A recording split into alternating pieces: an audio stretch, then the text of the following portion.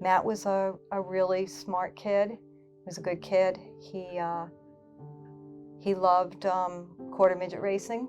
He raced for 11 years, started when he was 5 years old. He was a Lego lover, a gamer, did all the sort of things kids did. Was playing guitar, had played violin when he was in 3rd grade, I think he started. And the one thing about him was he was extremely funny, very witty, very funny. So we lost Matt September 26th of 2014. And it was just a regular day. He went to school that day and came home from school. He had to go to work later on that day. And he talked to me and said hello, said he let the dog out, and the day went on, and then it got close to work, and I realized he hadn't come down, so I said, oh, I better give him a call. And I called him on the phone through the intercom, and he didn't answer, so I realized I had to go up, and unfortunately I found that he had made the decision to end his life. Now that time has gone by, it's always on our mind.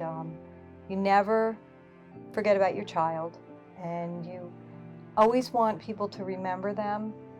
They're always very near and dear to your heart, and you certainly will never forget them. Right after it happened, when somebody dies, there's a lot of things that you have to do. There's all the arrangements and the funeral and getting family in. And I was kind of overwhelmed and really in a bad place.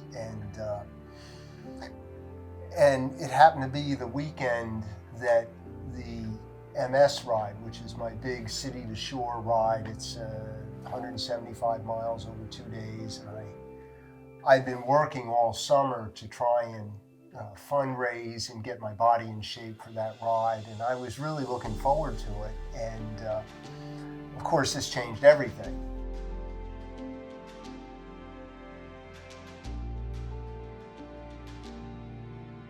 I rode really hard because every time I felt the grief welling up inside of me and I'd start to cry, it was okay. And I just kept riding harder and harder, and tears are streaming down, but I was in my own place, and this was extremely healthy for me, my mental health, and just let me sort of release all the tension and the bad energy inside me. And when I was done, I was very tired, but I felt much better. And I was able to come back and go through the funeral and continue with the rest of my life, with my life after that. And so that was something. I'd been a rider. I've been an avid rider for a while, but it served me very well, in this moment of crisis. One of the things we realized was everybody handles grief differently.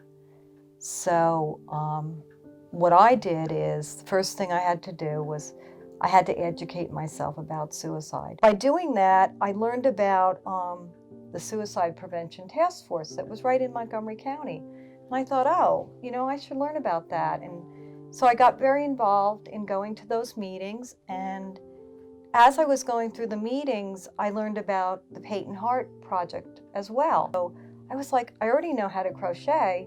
So this is like a great project with a heart with an uplifting message. So why don't I find out about this? And I did, and I was doing it all on my own. And then they reached out to me and said, the people that created it are from New Jersey, Jill Cuban and Sue Harris. And they reached out and said, why don't you become an ambassador to the program? You're doing so much already.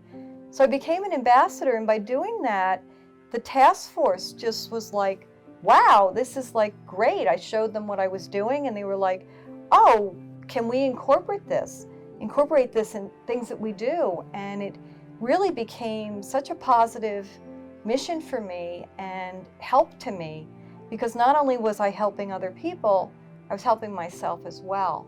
So last year I started thinking, maybe there's a way to take what I do and his love for biking and do some type of event.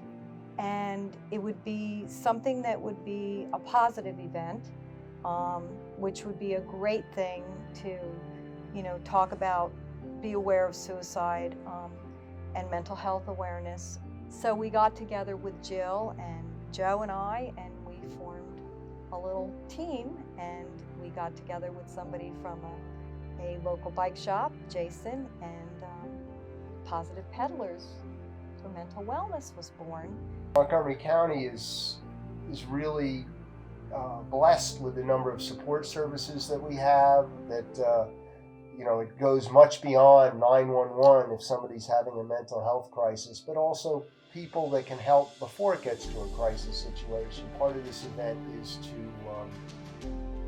bring awareness to those resources that we have.